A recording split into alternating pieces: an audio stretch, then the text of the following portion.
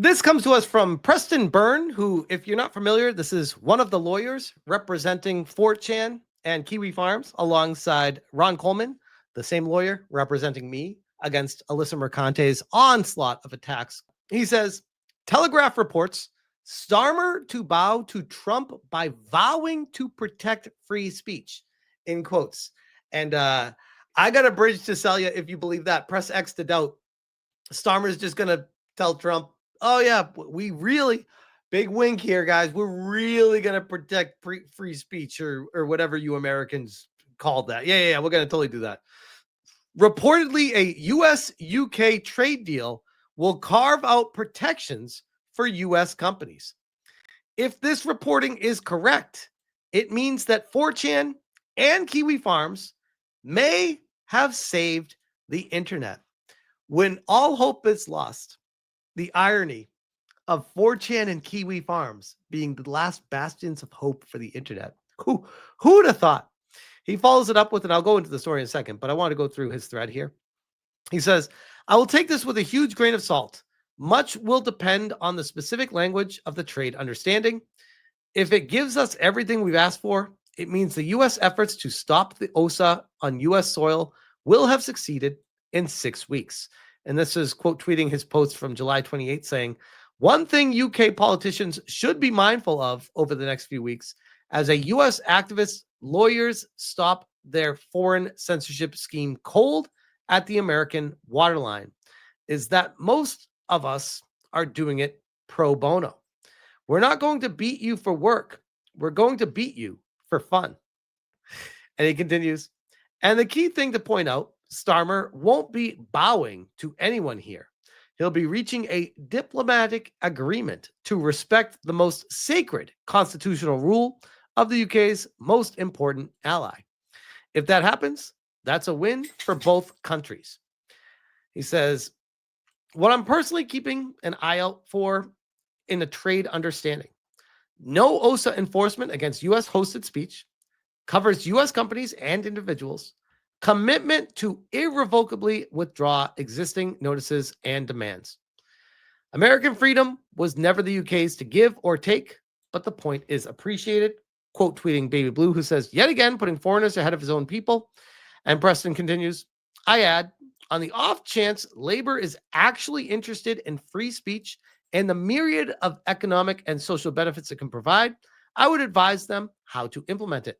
I don't expect they're actually interested. Plus, think that this is just America forcing the issue. Now over to the actual story. And this is a wild story if true. Again, it's politicians and politics and words that they say. Words are words. Actions speak far louder. And what Starmer has been doing over in the UK, I do not trust any of the words he's saying to Trump.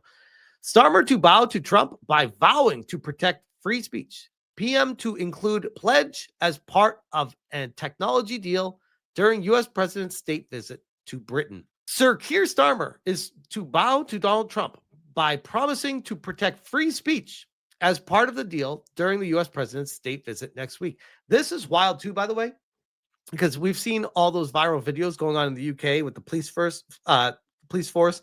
Oi, you call someone a Muppet, you're getting arrested. But apparently the UK is going to take away free speech from their own citizens, but provide free speech to outside countries. And if you're in the UK, I don't know how you're supposed to feel about that, but I would not feel great about it.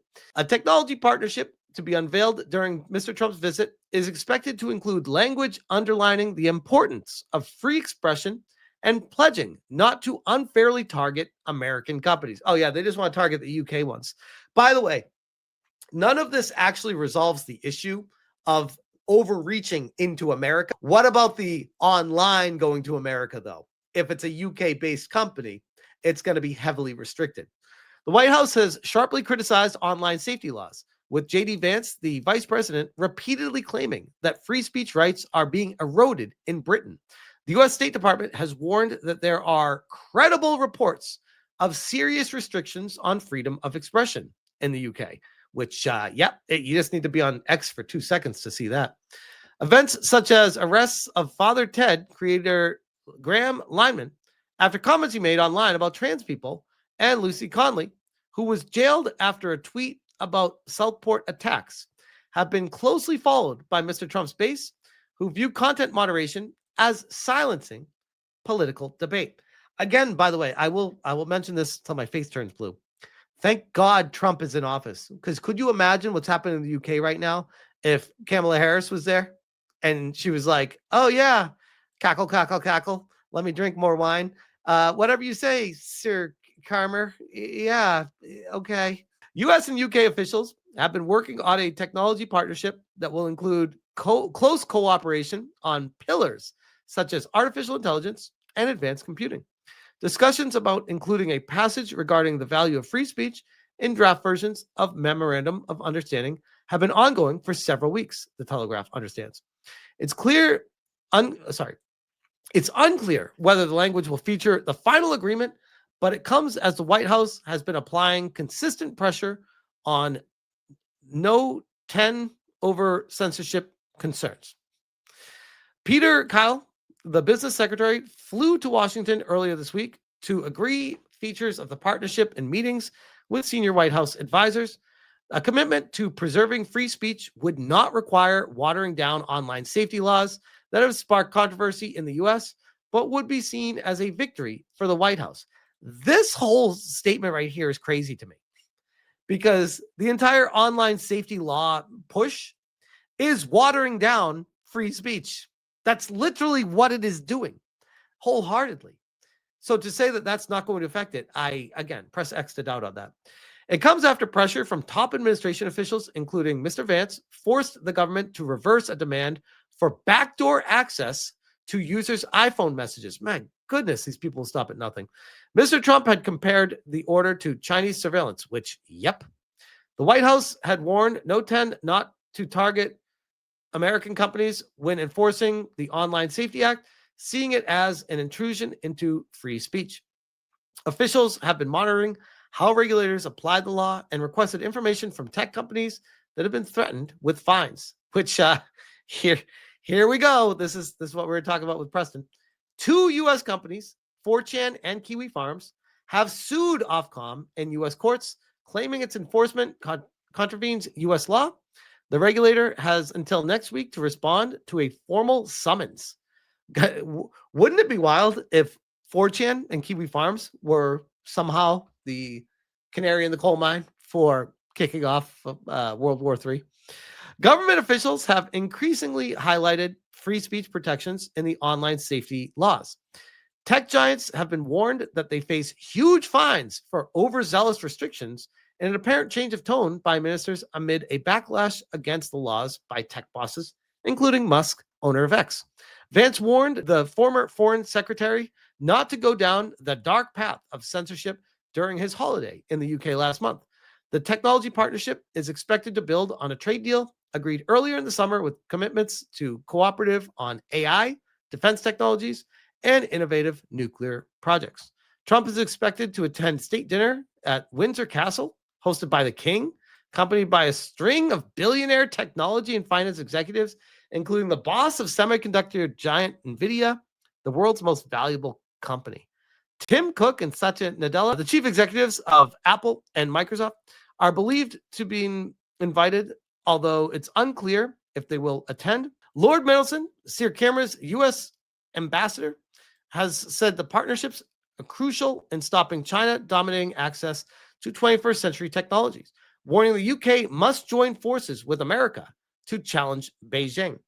Oh, the irony. China is going to win this race, because there's no way this is going to work with the US trying to collaborate with the UK. The UK is basically China with the rules they're trying to enforce right now.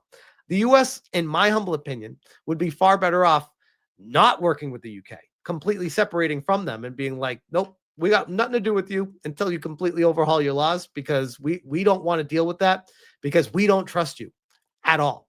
What you're doing to your people over there, we don't agree with that. That's not the way we work. You can do what you want, but we're not working with you if that's what you're going to be doing. The visit is also expected to include a Downing Street roundtable between British and American AI businesses in the hope of fostering more investment between the UK and US. Man, they go in the wrong direction. Nigel Farage, the Reform UK leader, this month hit out Britain's awful authoritarian system, criticizing the Online Safety Act and urging American politicians to try and persuade the UK government to end what he said was a clampdown on free speech. He was speaking in Washington on the invitation of House Judiciary Chairman Jim Jordan as part of the testimony in a hearing on European threats to American free speech and innovation. It came after Vance used a February speech at his Munich Security Conference to warn that the greatest threat to European democracies came not from Russia or China, but from within, with the basic liberties of religious Britons in particular at risk. So, yeah, I guess we will see what comes from this, but I think it's just political maneuvering.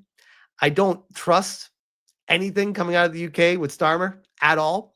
And if Starmer really is to be bowing to Trump and vowing to protect free speech, this guy literally stands for absolutely fucking nothing, because he's talking out of one side of his mouth while doing a completely different thing in his own country. But we will see. I'm very curious to see where this goes from here, and I'll definitely be following it closely, specifically the Kiwi Farms and 4chan lawsuit, because I find that extremely informational as far as the direction of the future of internet freedoms in general. But I will leave that one there.